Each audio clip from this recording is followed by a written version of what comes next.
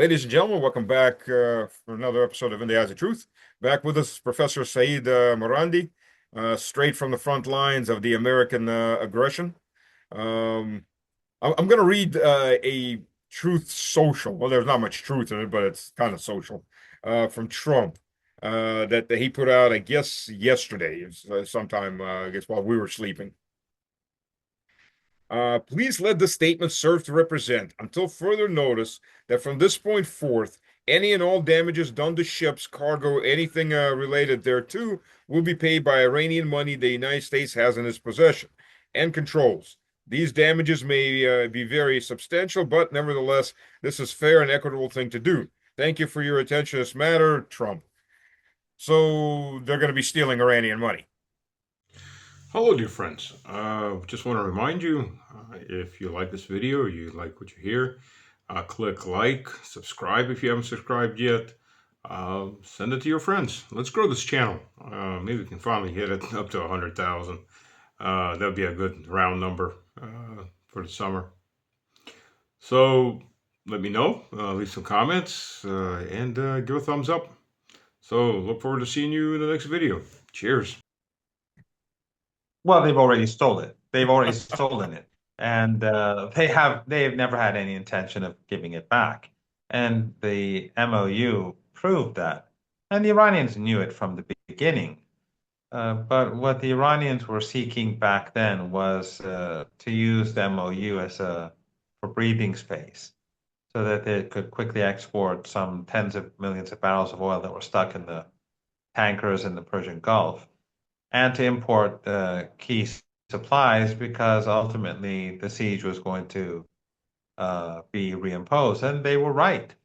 And so, the talk about the United States handing over Iranian assets and all that, it never materialized. And I think almost everyone expected that to happen. So right now we're back at war, and the mentality is that we don't need negotiations anytime soon, and that whenever the Americans are prepared to give uh, bigger concessions and uh, to uh, to give some of those concessions first before Iran carries out any does anything in return, then we can talk. So for now, the Iranians don't care what Trump says. The real question is, does Trump want to escalate? And this social post raises questions. Although no, you should never predict Trump. But before he was saying he's going to, if Iran strikes a ship, he's going to destroy bridges and power plants. Now he's saying this. Now that sounds like a retreat, but then again, it's Trump. So tomorrow morning, he may wake up and say something else, or he may do something else. So the real question, this Truth Social post isn't important because ultimately, um, when when this is done, the Iranian demands will be much higher than what we saw in the MOU. What is important is, does Trump want to carry out his threats of destroying Iran's critical infrastructure? Because the Iranians have said that if you move in that direction, we're going to destroy the critical infrastructure of the regimes that have been hosting you and assisting you and have facilitated the war and who are partners in crime. And that would mean the critical infrastructure of Saudi Arabia, uh, the UAE, Qatar, Kuwait, and Bahrain, and possibly now, or probably, I'm not sure, Oman, if not Jordan as well, and of course the Israeli regime. So uh, I'm sort of waiting for this weekend because the markets close, and usually Trump does his most idiotic things over the weekend so that the markets won't be affected. Now, is he going to carry it out? I don't know. Uh, he may carry out some small attacks just so that he will not be humiliated. If he does, Iran will strike back very hard, much harder than anything that he does against Iran. He may do nothing, which then there won't be any destruction of critical infrastructure in any of these regimes, or he may expand the war. And if he does that, I think this will be the most decisive part of the war by far. Because if he goes for critical infrastructure, Iran will go for critical infrastructure. And that, I think, means that the destruction of energy facilities uh, and key infrastructure in the Persian Gulf uh, will become almost inevitable. And that would mean a global economic depression worse than the 1930s.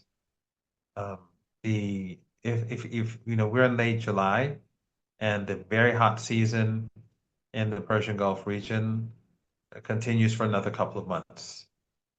And if Iran is forced to strike their power plants and desalination plants now, these countries would all collapse. I Oh mean, yeah. they would not exist anymore. So who knows what Trump will do? I find it difficult to believe that he'll go all the way.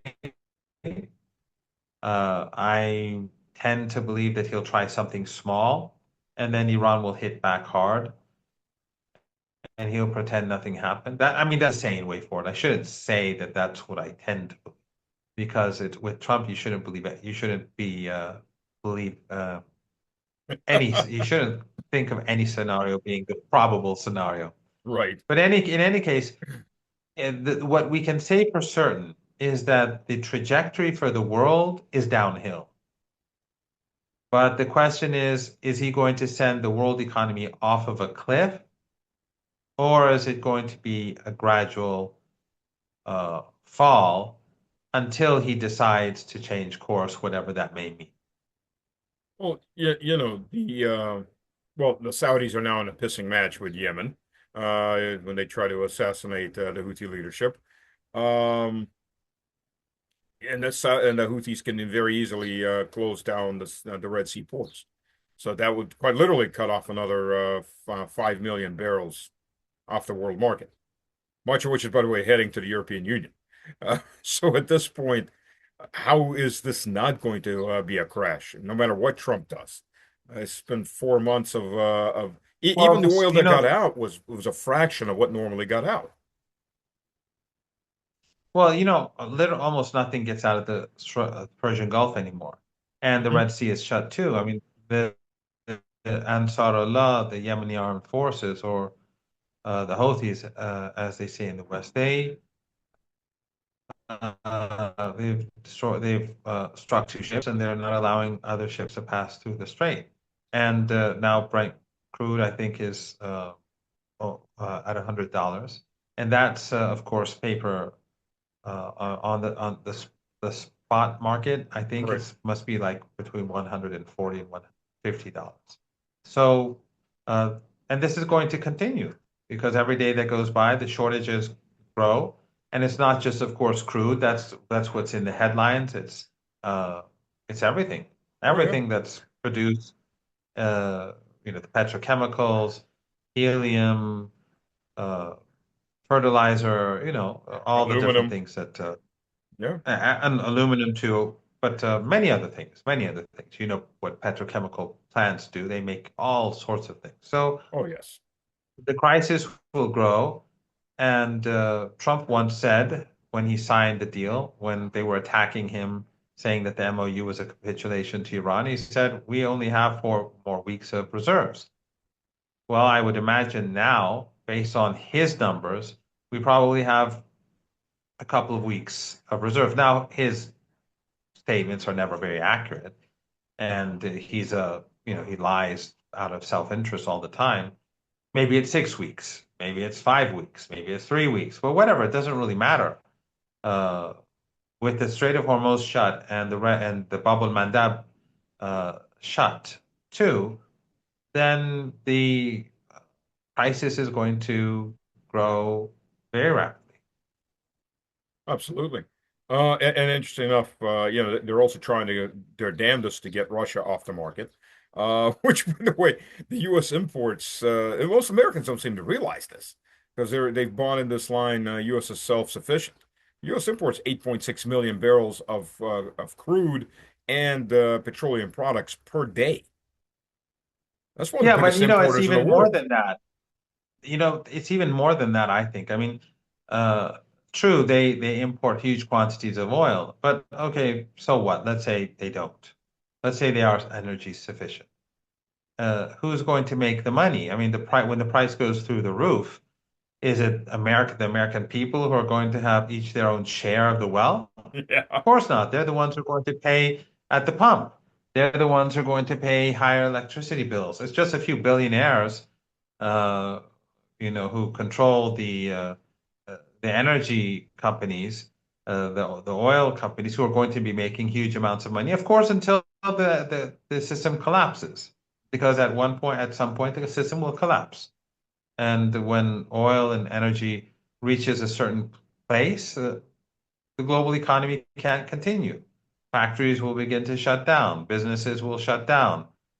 People will no longer be able to pay the bills. And then you have a depression. You have demand destruction, and the demand destruction basically means recession. And then if it goes on, it becomes depression. So, it doesn't matter if you're energy sufficient. It's not nationalized oil. Right. Very true. Very, very, very true. Um, well, when Trump grabbed power in Venezuela, which unfortunately is exactly what he did, thanks to Rodriguez, he was promising all Americans are going to get rich off of this, personally rich. I don't know whether they're planning on sending him a check or just giving him here's a couple liters of oil. Do with it what you want. Here's your oil ration. But I mean, that's the ridiculous. That was the ridiculous byline that he was selling, and apparently he sold it to quite a few people. Quite a few people believe that, and that's what they're selling on And Iran right it just now. shows how his supporters are truly immoral because, it's just like 19th century, 18th century open theft now. Oh yeah, It's just we kill and we steal. It's in the open. I mean, the facade of human rights and human dignity and all that nonsense that we had over the past few decades is all just thrown out the window. It's just brutal ruthlessness, like the genocide in Gaza. yep, In the past, at least they tried to pretend it was something else, but it's all gone. So they just move it, and you notice that no one condemns him when he says we have Venezuela. oh yeah, We can. No one like the Democrats or the New York Times or the Guardian, or no one says this is outrageous. They've colonized an independent country. They're stealing their resources. No, it's all fine because it's the empire. There may be a yep, few criticisms here and there, but all of these, and just like with Iran, I mean, the media, and it's left and right, it doesn't make a difference. They're all part of the Epstein class, whether it's the Guardian or Breitbart, it doesn't make a difference. They delegitimize the the authority of the independent country, like hmm Venezuela. They say Maduro, he's evil. Of course, he's but those who are opposed to the invasion of Venezuela, they say, of course he's evil. Of course he's ill, but we shouldn't do it. But hmm these people are just as guilty because they also enable aggression. Who are they to talk about whether Maduro is evil or not? I mean, they're evil.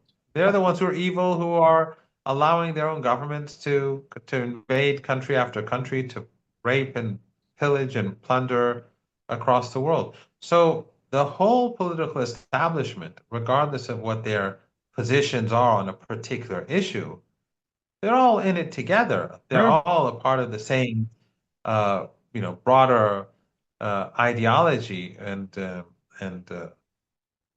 and move to have full control. And when you invade Iraq and a million people die, when they leave, knowing they don't put them on trial. There are no Nuremberg trials. It's just, well, yeah, it was bad policy. So a yeah, million yeah. people die, bad policy. It's bad Whoops. policy. Yeah, it's basically Yeah. whoops. Well, as opposed to the Israelis who go, oh, those aren't collateral damage. That's bonus points.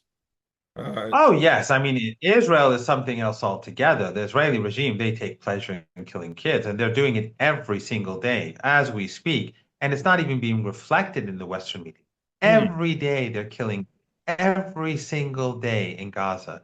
They're sniping kids, they're bombing kids. And the West knows it. Western journalists based in Palestine, based in Egypt, based in Lebanon, based across, they all know it. Yep. So their bosses know it. Everyone knows it, but they won't say it because, of course, they belong to they work for the Epstein class. They have to Yep. pay the rent. Yep. So fine.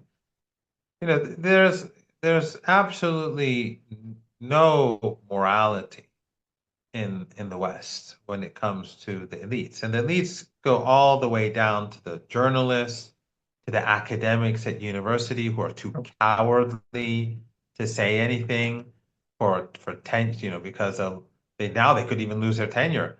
Oh yeah. But so there's no courage. I mean, the elites, if that means I suppose I'm just making this up, but maybe 20% of the country, 15% of the country. When you go down to the journalists and to the academics and all these people who are uh, will do what who say what needs to be said so that they keep their jobs and who will do it. There's people at Google or at the other high tech companies who are helping the U.S. government and the Israelis kill kids and all that. They'll continue to do it. The smart kids who do well at universities and go to U.S. Top universities or go to then afterwards go to these companies that work with the uh, military industrial complex. They all have blood on their hands, Oh, but they'll all absolutely. continue doing it because they're following the American dream. I mean, look, But again, but again, Israel is just at a different level. It's like,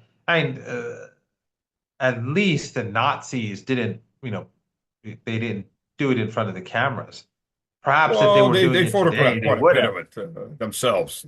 I think it's the Not the way that mentality. these guys do it. Yeah, not the way these guys do it. I mean, they just, they post their crimes on social media. I mean, they're the most despicable people on this planet. But I would. the whole Mhm. thing is that the West is the elites in the West, they just have no morality because they of course are supporting the Israelis when they do this, and and it's not even necessary for them. For the Israelis, they say, well, we want to take the land. Well, in London, when the British Prime Minister supports this, what does he gain? What does his country gain? Gains nothing but uh but being more deeply involved in crime in criminal behavior, but it doesn't benefit from this. Absolutely. But, as far as the Nazis, the only, I think, difference between what is happening now and the Hitlerites was there was no social media. If a lot of them were put on trial and then executed on their own writings, on their own photographs. There's tons of archival photographs. They get off on shooting, on Yeah, taking I don't mean photographs those of killing. people. I don't mean Yeah, those people. Yeah, but at least one could say that many people in Germany who live like on, far away from yeah, their camps, they could say, I didn't know. yeah. But You're right. I had no idea. But here, they all know. Oh, of course, Everyone knows. I mean, of there's course. no, but they support it. So, perhaps in Germany, if you had this like poll or you asked people, I mean, it's possible to do, but many Germans probably had no idea. Maybe if they knew, they'd still support it. Who knows? I mean, I'm not saying that they would be any different from these Zionists. But at least we know that these people do know Oh, exactly what's absolutely. going on. Back then, a lot of people probably didn't know. Again, if they did know, it's not clear whether they would be like the Israelis or something else. But in any case, what's going on in Gaza is unprecedented. Absolutely, absolutely, and and you see the suicide rate amongst the Israeli soldiers, snipers skyrocketing. You see these guys coming out doing testimonies. I was told to kill children. I killed children. Like I can't sleep with myself with that. He should have thought of that before. But the fact is, he's admitting he's been told to kill kids, and he carried out government orders. Uh, and you see countless testimonies on that. There's absolutely no hiding, and you don't have to hide it. I mean, look, they say it out loud. Yeah, I mean They flat out they say it rape out loud. prisoners and then they Yeah. become national heroes. Oh yeah. They took out the Gestapo page out of the Gestapo book using dogs to rape prisoners. Yeah, we've seen that before in history. It was 80 They years rape ago. prisoners to death. They rape Yeah. doctors to death.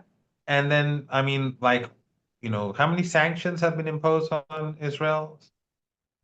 How dare you None. suggest that? How dare you suggest that?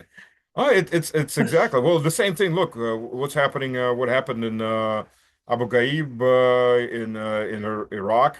A couple people got slapped on the wrist, got very short sentences for some they should have gotten the death penalty for, uh, and so on and so on. This is And they're systematic. low-ranking people, not Oh yeah. important people. Of course, of course.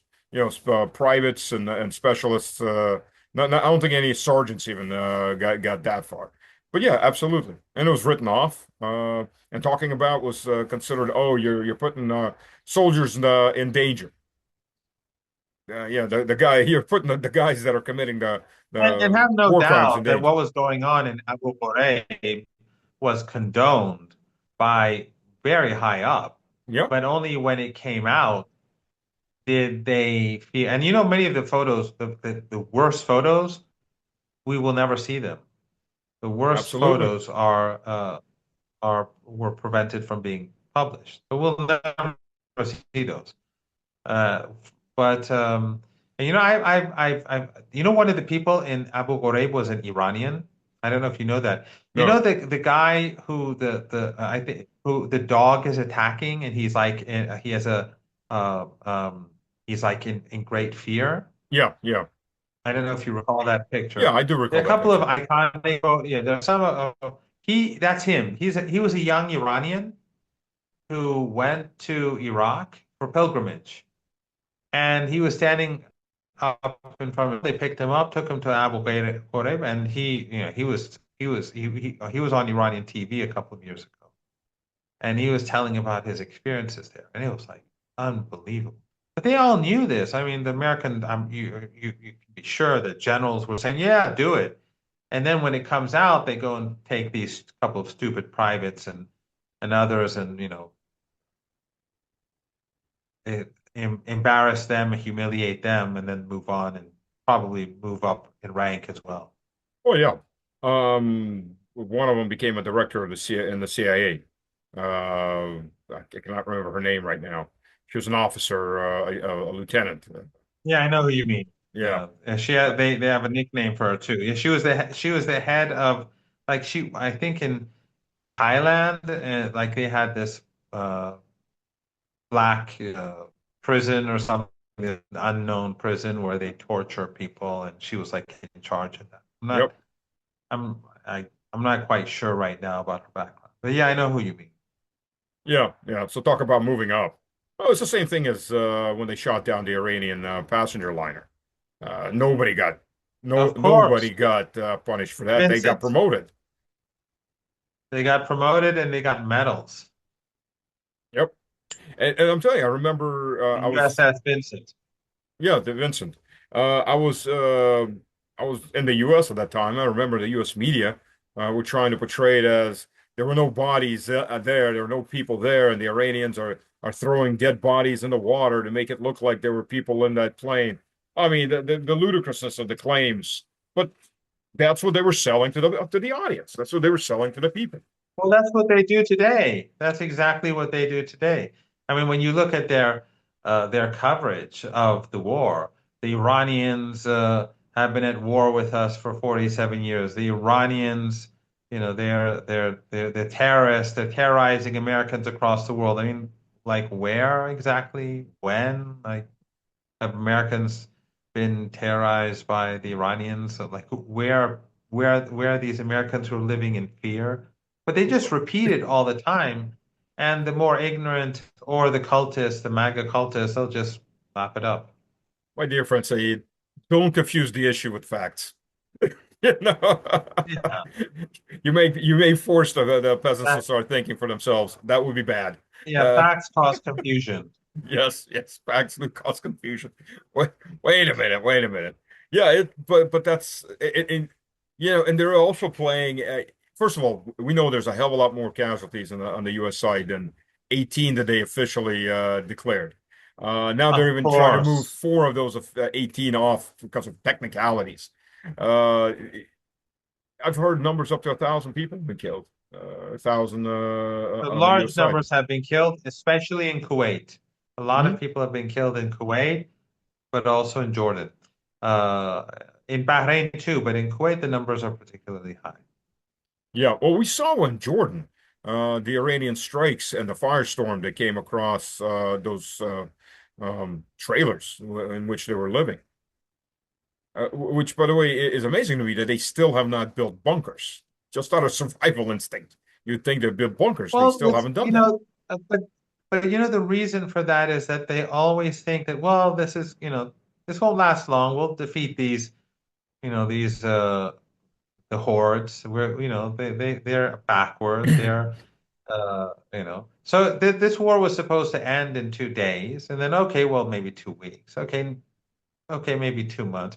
Well, now we're going to do it this way, and they're going to collapse. I mean, Trump every day he says they're defeated, they're destroyed. We've wiped them out. They have no military, they have no economy, and you know, the U.S. Secretary of State, he keeps, he's always angry and says, where it's going to be a head for an eye, and we're like this, barbaric medieval uh, prince, speaks like that, in outrage. But uh, so these people, I would assume that they really can't do long-term planning Oh, because they're supposed to win. It's almost over. The Iranians are finished. They're begging for a deal. They're on their knees. So when your enemy, the designated enemy, of course, right. when the designated enemy is always about to be defeated, then why seek to create bunkers and that sort of thing? You'll be going home in a few weeks. I think they do plan ahead. They've already planned how they're going to divide Iran up, how they're going to divide Iranian wealth, who's going to get, what extra bonus. I'm sure that's been planned out from day one. It's just, the thing about, dividing the fish before you catch it, except that fish is turning out to be a shark. Yeah, it's so I think that the reason why they don't have bunk, and that's one reason why they're losing the war, because Iran has made all these underground bases, underground factories, underground uh, uh, missile bases, underground drone bases, underground bases for uh, their naval speedboats, underground bases for their air defenses, and so on. I mean, they've been doing this for decades, and they're expanding them now as we speak. And so when the Americans bomb these places with B-52 bombers, nothing happens. At most, they one of the gates is blocked, and then they have to spend a few hours or a day or two opening that up. But they have so many different gates, it's not going to stop anything. Well, what do the Americans have? They have all these bases in Bahrain and Kuwait and elsewhere which are right out in the open. So the Yep. Iranians keep hammering them and destroying them, and the Americans keep striking Iran and not destroying much. That's why Trump wants to strike civilian infrastructure, because there's nothing else he can do. And then when the Americans retreat from the Persian Gulf region and go to Jordan, they're still out in the open. Yep. So the Iranian missiles strike them and destroy their planes and their helicopters and their drones and they kill their soldiers. But they have never envisaged 21st century warfare, even though uh, they should have understood by now. But they're not prepared for it. Yeah, they've frozen in 1992, 1991, when the U.S. had the dominance on standoff munitions. That 30 years has passed. I don't think anybody's noticed. That Iran, well, Iran's a bunch of backward savages living in caves, so they can't have missiles at all. The Russians are, a bunch of alcoholics riding on I don't bears, know if so they you can't have missiles recall. at all. Yeah, I don't know if you recall. I mean, of course, Russia doesn't have missiles, and you have to open up your washing machines or whatever to take out the It's chips and telephones all now. We've that. run out of washing machines Oh, and okay. dryers. Yeah. Yeah. Sorry, I'm still, back in 2023, I think, or 2024. But like the point is that when Iran first began to develop its drone program, like 20 years ago, uh, they were making fun of drones, and Yeah, uh, and then of course we saw that the Iranians their drones were used in Russia, and then they began to take it seriously. When Iran began to develop their missiles, they'd make fun of Iranian yeah, missiles. Why? I mean, if it was made by uh, I don't know, uh, the Norwegians, they would take them seriously. But since they were being developed by the Iranians, you know, you know, you laugh at them. Of course, this is all for show and it's nonsense and this is useless. They would make fun of the drones and say that look at those drones. They sound like it's like they have a motor on them that's good for a motorcycle, for a bicycle, one of these bicycles that mopeds for a yeah. moped, and they make fun of it. But now they themselves are trying to mimic the same drones that the Iranians made back then. This is all based upon their exceptionalist and Yeah. supremacist ideology. That of course the Russians are, backward. They're a bunch of drunkards. It's what was it a gas station? What was it? A gas Yeah. station? Gas Obama once station said. masquerading as a country. Yeah, a gas station masquerading as a country. And this comes from a guy whose father's African. You know, you'd think that that racist mentality the irony would be comprehended by someone like him, but no, apparently not. Obviously not. Yeah, obviously not. Not apparently. Yeah, in fact, the Grand 3 and the Grand 4 are both jet powered. And the Grand 4, this was a little shock for the Ukrainians. They put up helicopters in the air to try to shoot down the drones. The Grand 4 is now armed with anti-aircraft drone missiles. So you have a drone, Oh, you have a in kamikaze drone Iran, armed with missiles. it's the same. Right now, the Iranians are not using their new technology Yeah. in drones in particular. The Iranians are using the drones that they built 15, 20 years ago. They're trying to get rid of this stuff because they don't want to keep this stuff forever. All right. So they're getting rid of all their old drones and no one can block them. And then after they finished off with those, then they'll go and start using the new generation stuff. The same is true with the missiles. So, if the West cannot block Iranian old, outdated drones, what are they going to do when the fighting gets really tough, when, if Trump actually wants to carry out his threats? And, like in Russia too, the point is, and, the funny, not funny, it's actually quite tragic, but the tragedy is that the West has imposed upon its own people a war on multiple fronts, one in Ukraine, of course, and one in West Asia. And it's not going to end well for them. It's going to Yep. end very, very badly. Well, they've also imposed one on West Africa, on the Sahel. They use the same Islamic jihadists, sponsored by, of all places, Saudi Arabia. I know you're shocked. Armed to the teeth by U.S. and France, and trained by Ukrainian Nazis. I know, shocking. How could that be? And it's been thankfully a total bloody failure. But Of course, Erdogan and Qatar have played a pretty big role in all this too. oh, absolutely, absolutely. Uh, which And is in a different way, the UAE, but in a different way. Which is funny too, because well, funny, but it's ironic, because the Ukrainians are striking Turkish vessels as well and killing Turkish citizens. And Erdogan continues to kiss up. I mean, but he kisses up to every side. The man has amazingly been able not to sit just two camels, but I think a whole herd of camels. Well, he's NATO. Yeah, No one should believe the rhetoric. He's NATO. I mean, Trump said in Egypt that whenever I needed him, he was there for me. And just recently in the NATO conference, he says he's more loyal to me than the others. So what more do you want? very true. But I take the fact that the gift that Erdogan gave to the rest of the NATO leaders. So No. so he gifted all of them a revolver with 6 live rounds. In this case, I'm thinking the this is more of one of those when the Russian tanks are riding down your street, you can have the Hitler exit. There's your revolver, and, break case in case of emergency.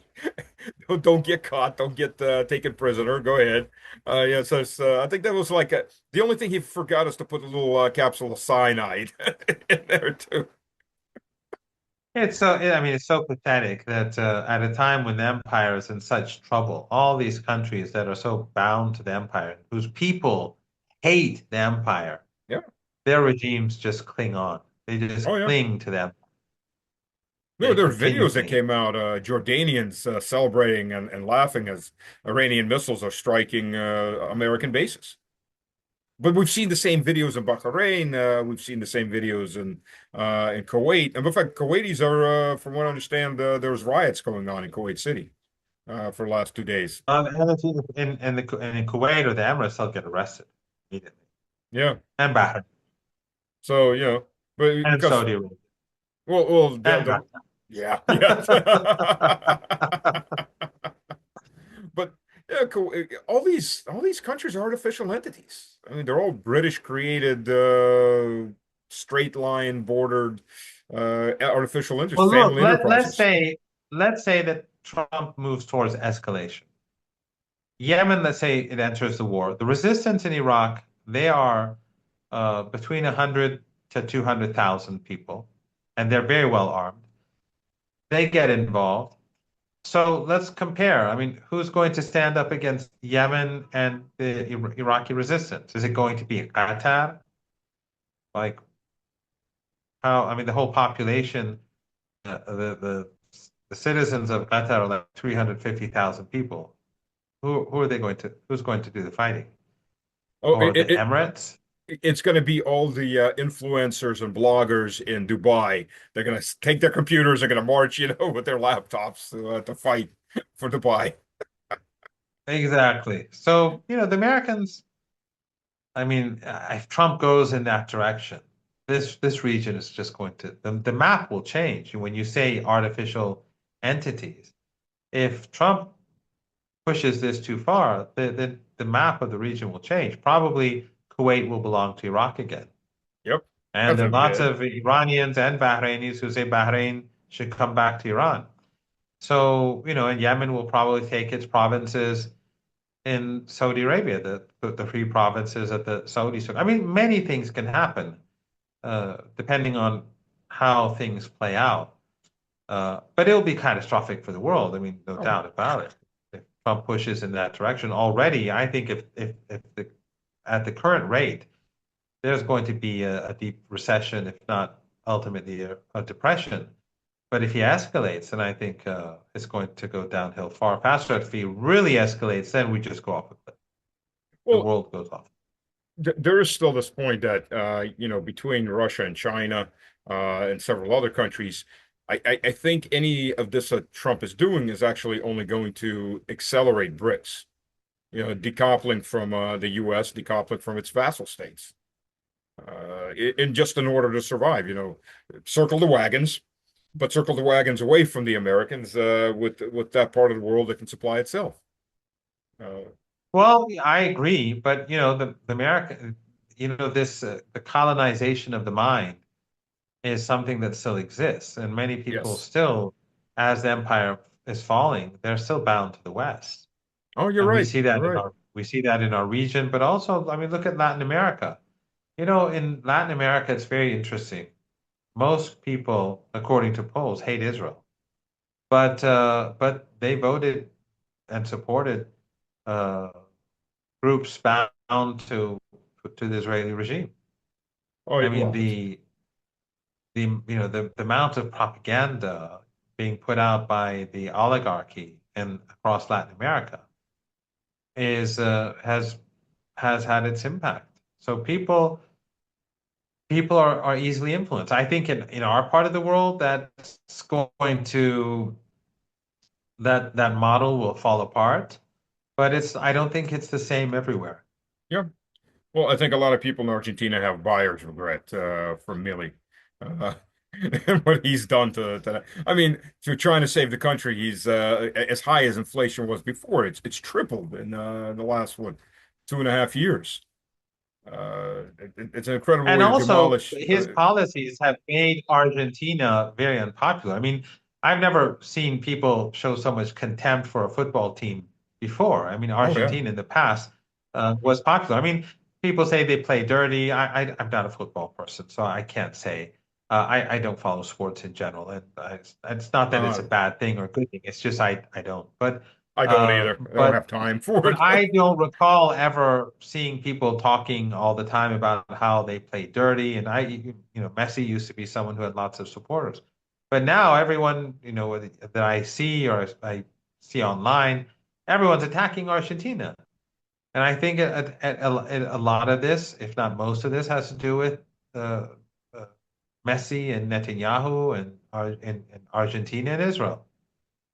Yeah, and then Argentina is again becoming a haven for terrorists and mass murderers, just like it was in 1945, 1946, the Rat Line. Now we see people like Theo, Tho- that Those terrorist. people Those people who went to Argentina in 1945 and 1946 are welcoming the terrorists. Yeah, yeah. I know. That's the insane part of this. Well, look, Israel's come full circle from It's like the Canadian Parliament. oh, It's the same thing. what can you say? Now you've got Merz coming out there and saying, yeah, the Israelis are doing the dirty work of civilization. Well, you're now no longer the expelled and the victim of us. Now you're one of us. Now go murder some other people. Yes, it's amazing. I mean, Argentina is a really interesting example. Well, yeah, The same people who went there in 1945 and 1946 are welcoming the Zionists. yeah. The world turns, and I'm laughing because it's either laugh or cry at this point. It is that I mean, ludicrous. it's very dark, Oh yeah, but it's that's how it is. it's incredibly dark. And you got Thiel, who's now down there because the U.S. is going to collapse, which he's helping create the collapse. But I mean, he's a terrorist. Look, we've got his drones, which are on autopilot. They're programmed when the charge is starting to run out. They just look for any target. They've killed numerous civilians in Russia, in old Russia, in newer old Russia. From Imagine kids what on they've done, bicycles what they've to done to Gaza. yeah. Absolutely. Yeah, they I can't mean, hit the military now because the military went Mad Max. They got gun trucks everywhere. They're really good at shooting those drones down, but civilians don't have gun trucks. They're quite literally. I mean, look, 3 weeks ago they took out an 11-year-old and a 12-year-old on a bicycle. That's what America does. This is what the American taxpayer is paying for. The other day they hit a gas station that had about 20 cars in it. Well, people were parked. This I is saw that. I saw that. yeah. Yeah, I saw that. Even Krasnodar, they can't hit the military targets. The government targets are too hard. They hit 14 houses. Of course, you're not going to see that in Western media, but I saw that on social media. I'll give it to this. It became very prevalent on X. A lot of people got to see that on X if they're looking. But at least Well, you have to be following the right people, of course. It's right, other, right. But that's more than you can say for Russia. and even then, you can tell. I mean, right now, I don't know if I'm shadow banned. I used to be heavily shadow banned. I don't know if I am now. but I do see people who um, who are getting far fewer viewers than they should based on their numbers. Oh yeah. And it's always on this side, of course.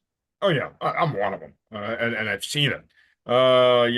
Occasionally you even I see mean, your. I've been removed from Facebook and Instagram years ago. But the point is that you have to follow the right people. I don't follow any mainstream media outlet. I unfollowed everyone a long time ago. I only follow like people who are on the right side because another, and they're the ones who I'm interested in. I whether I want to see it or not, I'm hearing what the empire is saying 24 hours a day. So I'd like to get like different perspectives out there. That's the only reason why I saw that footage of the Yeah. gas station. Yeah, I listen occasionally to the Western media because I kind of have to. You got to know what I mean, you they're can't saying. escape it. That's the point. That's Right. why I don't follow it because it's in your face Oh yeah, absolutely, absolutely. And you got to in know one form or another. what your opponents are thinking or they're talking about. But it's Oh sickening. I yeah, mean, it's extremely sickening. And sometimes I'll tell you, sometimes you got to walk outside, look at the sky, and figure out what color the sky is in your reality. Because you read that, that cannot be the same reality I'm living in. But yeah, I mean that's what you get. absolutely. I By the way, what's a good book on Russia? Like if someone wants to read about contemporary Russia, what's a very I mean, I've said on different shows I promoted Going to Tehran by Flint and Hilliard Everett. I think that Alistair Crook's book Resistance is very good. Good. Peter Oborn's book on the Iranian nuclear program called A Dangerous Delusion, or Gareth Porter's book, A Manufactured Crisis. These four books I tell people to read. People have I think should read it. But I don't know of any book in English or books in English on Russia that are not tainted by these so-called, these Western narratives and these so-called Russian experts who are bound to the leads who write nonsense. I'm sure there are thousands of those. Just like when it comes to Iran, there are thousands of books that are all not rubbish and nonsense. But what's a decent book on Russia that's been written in recent? I've started reading Provoked. A friend of mine brought it to me. That seems to be a good book on the whole Ukrainian You mean crisis. provoked, meaning Ukraine? Is that what it's alluding to? Yeah, yeah, yeah. How this whole conflict began and Who wrote how it? Russia's. I'll tell you who's the I've writer. seen it, I think. Mhm. One second, I'll tell you who the writer is. We're sanctioned, so I can't purchase the books online. Yeah, me too. It's only when somebody brings me one of these books, one of my friends are coming in. Otherwise, yeah, we can't get. I think there's actually a you can do post. I think it started to work again between Russia and US, but it's like 3 to 4 months or more, and that's questionable.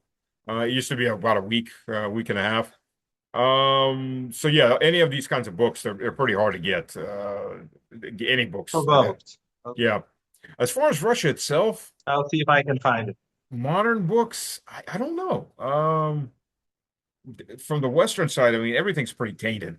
There's a good book, but it's Yeah, in of Russian. course. The Black Book of Ukrainian war crimes. But it's in Russian, and it covers, and it only covers up to the beginning of the SMO, and that's still a pretty thick book of what the Ukrainian military was doing in the eastern provinces against the Russian population in areas that they occupy, amongst other things. There are very few good books out there in English. I Yeah. mean, there are lots of books on you, which are they're all. I mean, there may be a couple out there that I don't know of that they're good. The four that I named are the ones I know are good, but all the ones that I've seen are totally rubbish. Once I heard just recently, someone said, "Well, how about so and so's book?" And I said, "That's like the worst of the worst." Bolton's Guide to World History. I mean, some of these, because the worst books in the West are the ones that pretend to be alternative, but they're really Yes. mainstream. Just like as I was saying about Maduro, and they say, "Oh, we should, Maduro's evil and it's an authoritarian regime, but we shouldn't attack the country." That sort of, Right, right. if you're talking about evil, go and look at, your own house, your own government. Well, it's like You don't need the to tell us anything professor, about. Professor Zhang, the high school teacher I think he's out of Hong Kong. I think he's actually living in Canada. The one that the empire's evil, but the Israelis are going to rule everything, so you might as well just surrender. That's the end of his message. It always comes down to that. This is the same guy that said, by the way, that the U.S. is hiding 650,000 troops that it's going to invade Iran with as soon as the weather turns. I mean, just Right. the ludicrous, and You he's know, I on. haven't. I saw him a couple of times. I actually um heard this from someone that I didn't hear about the 650,000 or so troops, That's his but latest I thing.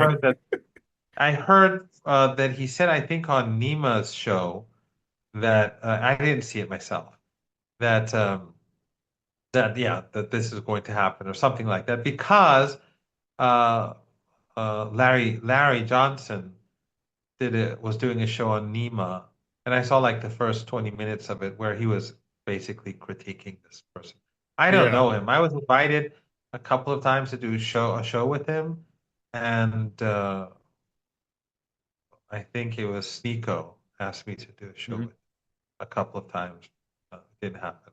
Yeah, I think Nima and once I I, were I talking think about once him. I saw his message late or something like that. I didn't have any problem with doing it. Yeah, I had Nima and I were discussing him, and Nima was like, he called Nima, was begging to be on his show, and then was just spilling this crap.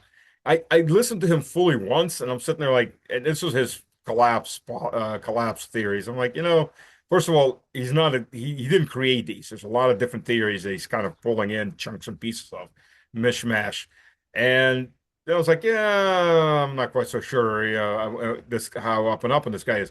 Then I listened to the second one like a couple months later. That's what he said, Pax Israel is going to rule the Middle East and all this. Like, okay. I stopped after 10 minutes after he said that. It's like, this is bullshit.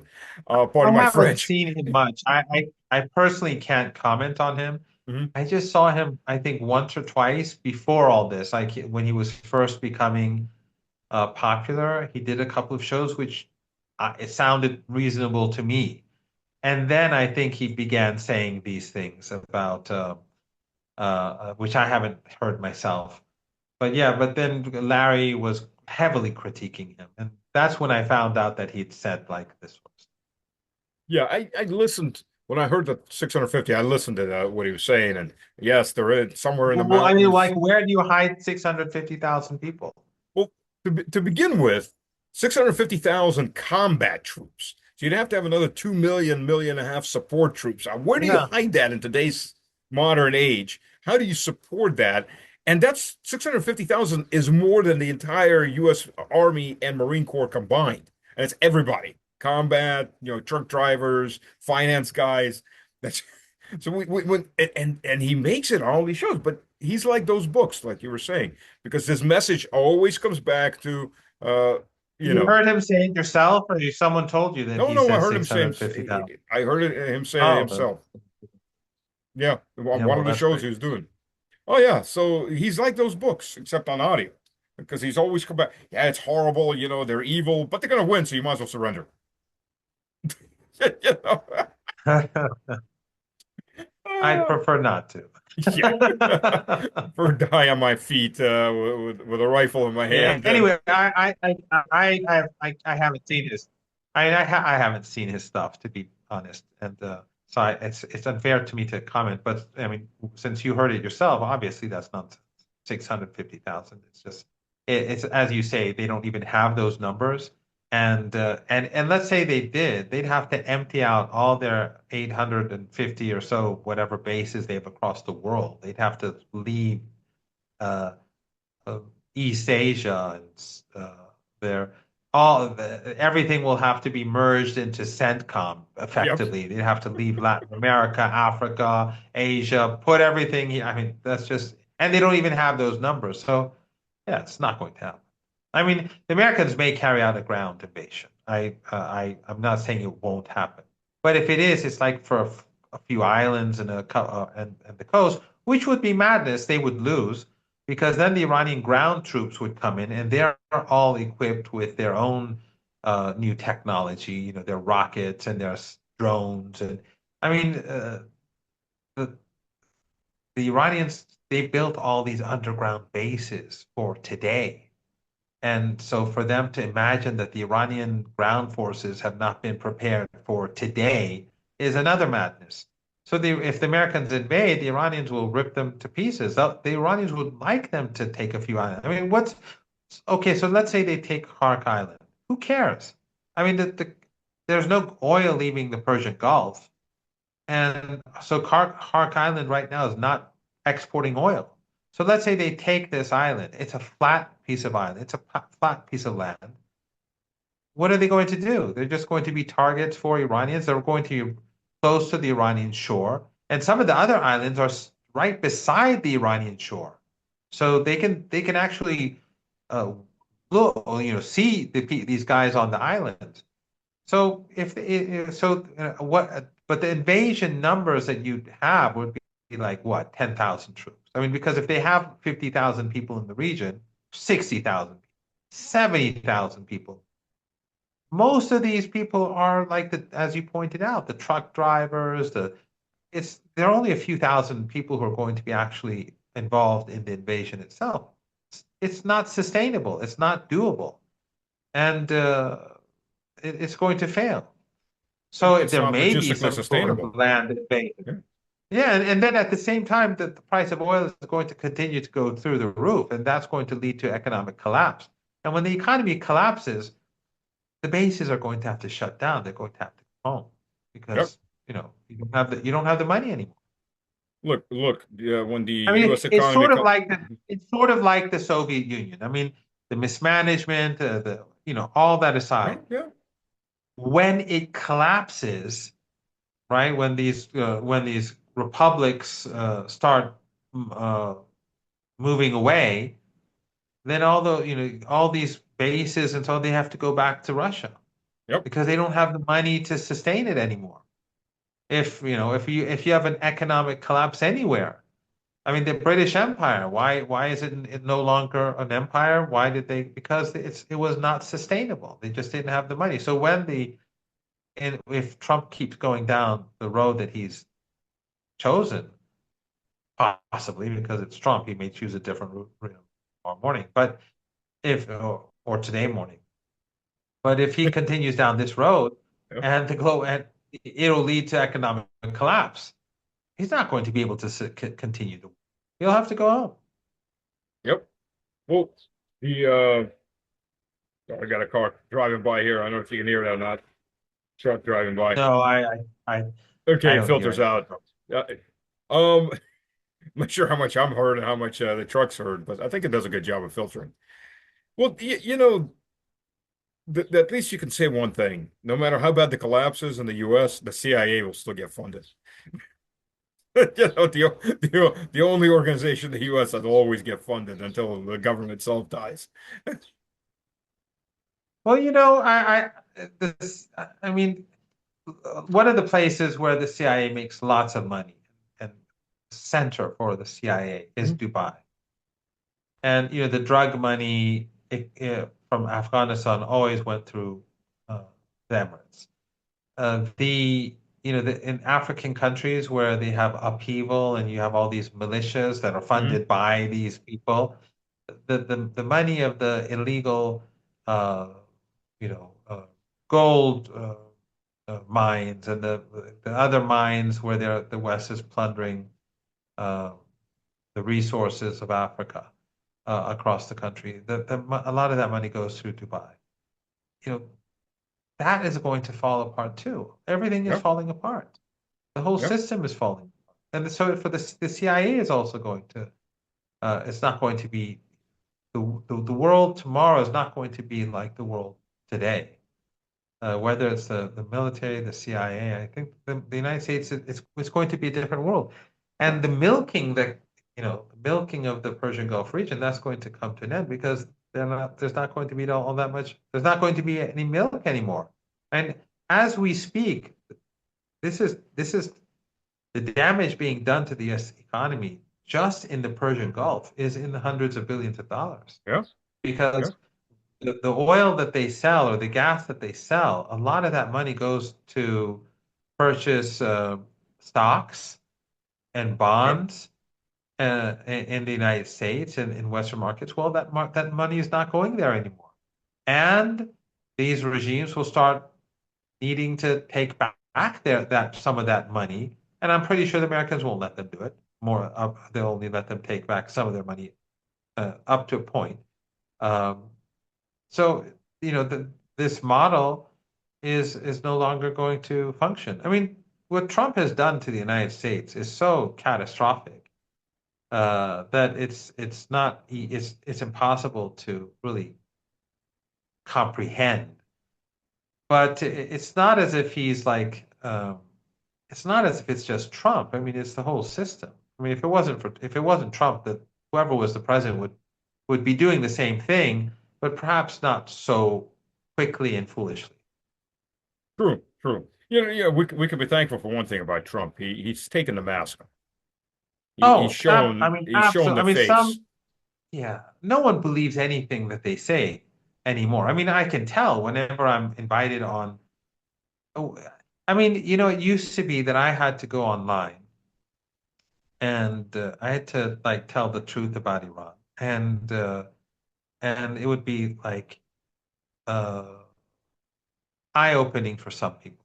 Now there are so many people who are doing such a much better job than I in alternative media that there's really nothing left for me to say. There's so many good people out there, and people are seeing right through, and the audiences don't need a lot of convincing because Trump makes it so obvious that you don't really need to go and make the case and uh, have all your pointers and explain how each in how exactly Trump is lying and cheating and stealing. People know it. Hmm? Yep, yep. You're absolutely right. Look, I know I've had you on for a while, and you've got things to do. One last question. Uh, Sure. since they can't hit the military, what do you think they're going to be aiming for? Well, that's the At big this question. point? That's the big question. I don't know. I mean, at the beginning, I was sort of alluding to that. I mean, Trump doesn't have many options. Either he has Yeah. to walk away, but if he walks away, the Iranians are not going to let him go. I mean, the Strait of Hormuz is not going to be normalized. He's going to have to give those concessions that Iran demands. But wait a minute, I Or thought he he's going to, controls the Straits of Hormuz. He tells us yeah, that of every day he course. Yeah, controls of course. I forgot that. Look, I'm growing old, so, I'm forgetful. it. Or he's going to continue down this path, which is going to lead him to a dead end because it's just not sustainable. Because it's sort of like the global economy is going downhill pretty fast. Yeah. Or he's going to escalate, as he says, and he's going to start pounding. If he does that, then Iran is going to hit back.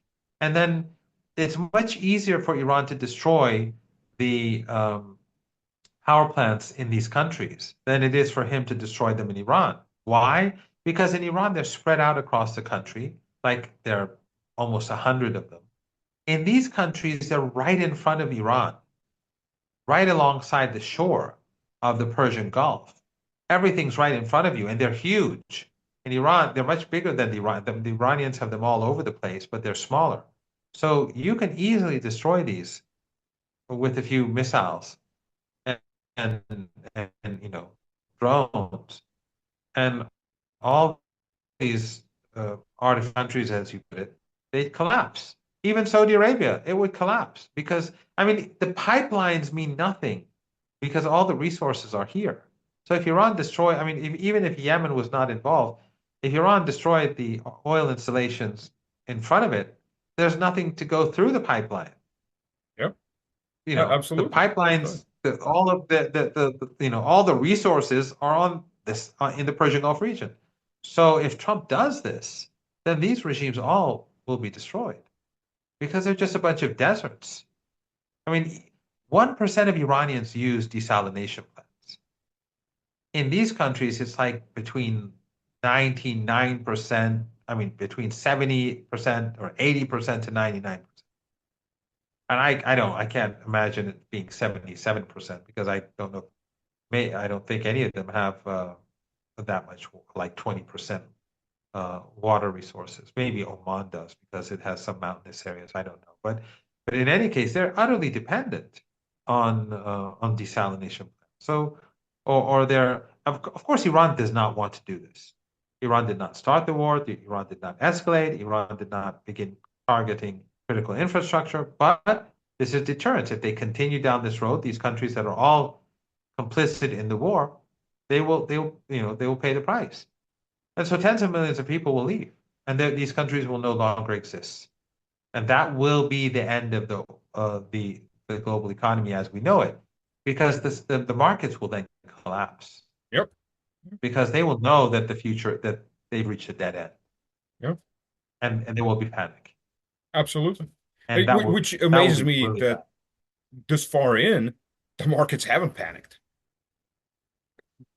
Well, because they believe Trump's nonsense. I mean, Tucker Carlson, I saw a clip of him where he was saying that a lot of, you know, artificial intelligence is really what drives the markets. Hmm. And since Trump and his henchmen keep saying, "Oh, it's over, we're winning, it's going to be the prices are going down," apparently, from what he says, and he has, he has his sources. He's not just some guy. Um, apparently all this goes into the way in which the the artificial intelligence is used, and it keeps the prices down. Yeah. So when the powerful people are saying that, oh, all is well, then the system, the computers and all that, that they calculate that the price will remain what it is. Only when it becomes so visible, but if let's say you do see the collapse of these regimes in the Persian Gulf, then it doesn't matter what Trump says anymore. Because reality will kick in and all the narratives will just disappear.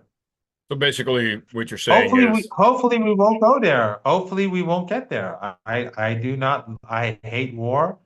I mean, I hate war. I hate the Ukrainian war. I don't want to see Israeli kids die. I have no sympathy for Israeli soldiers, men and women, but I don't want to see a single missile strike a city in Israel, killing like a 10-year-old kid. You yeah, know, it's terrible. I don't want any war anywhere. But if when they cooperate with the United States and then they help the United States kill kids and they help the United States bomb power plants, they've been warned. So Iran will have no option. Hopefully Trump will, I mean, hopefully his proxies in the region, Erdogan and these agents of empire will tell him, this is going to end badly and convince him not to do it. But if he does, Iran won't wait. It'll strike back immediately, and Iran will hit back very hard. and that's a positive note because yeah, we're facing a demon in the form of You empire. have no option. Yeah, They give you no option. And what is all this about? It's because Iran opposes genocide. yeah, That's it. It's because Iran is independent, unlike everyone else, and Iran opposes genocide. yeah, It's pretty simple. It's not because of our names. It's not because of our skin color. I mean, all of that has to do with it a bit, but a lot. But I mean, the names, the Turkish names, or the names in Saudi Arabia, or the skin color, they have the same problem. But Iran is being bombed and strangled and sanctioned.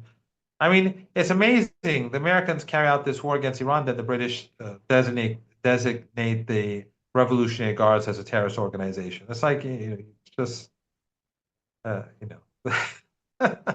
they invade, they kill. The victims are of the course, terrorists. because you're not allowed to resist. The fact that you're Yeah, resisting. exactly. But let's end it on this bright note. because Iran is resisting, because Russia is resisting, it's telling other countries you can also resist. You don't have to bend the knee. Sahel has resisted, Yeah, this is going and to it's have an growing. impact. As the empire, as it slowly falls, more and more people will join. But it's just pathetic how, the regimes in our region are still clinging on to the empire, Oh yeah, holding the NATO summit in Turkey as if this is a something to be proud of. It's something to be ashamed of. it is. It is. But they're going to do this to the end. I mean, Oh, yeah, unfortunately, of course, because the people in the region are sick and tired, and these regimes, you know, they don't reflect the views of the people. absolutely. And on that note, I want to thank you very much. Saeed, always a pleasure to talk to you. My personal friend of the channel. Um, Thank you very much for your time. I know you're busy. You're incredibly busy.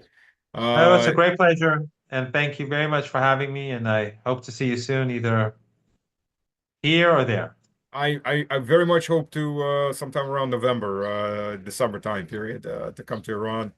Uh, get away from the snow and the cold and come to someplace warm. Welcome. What? Can you hear that? And hopefully, yes, I heard something, yeah, Yeah, in the that's background. air raid sirens. They switch on about 4 or 5 times a day from Ukrainian drones. There's no big panic. Nobody's running. Right, People right. are, Well, hopefully it'll all come to an end. yeah, yeah. Hope we'll see better days. Oh, Inshallah. absolutely. And definitely our children will see better days. Definitely. Inshallah. On that note, thank you very much. Always Thank appreciate it. you. Speak to you soon. Speak to you soon.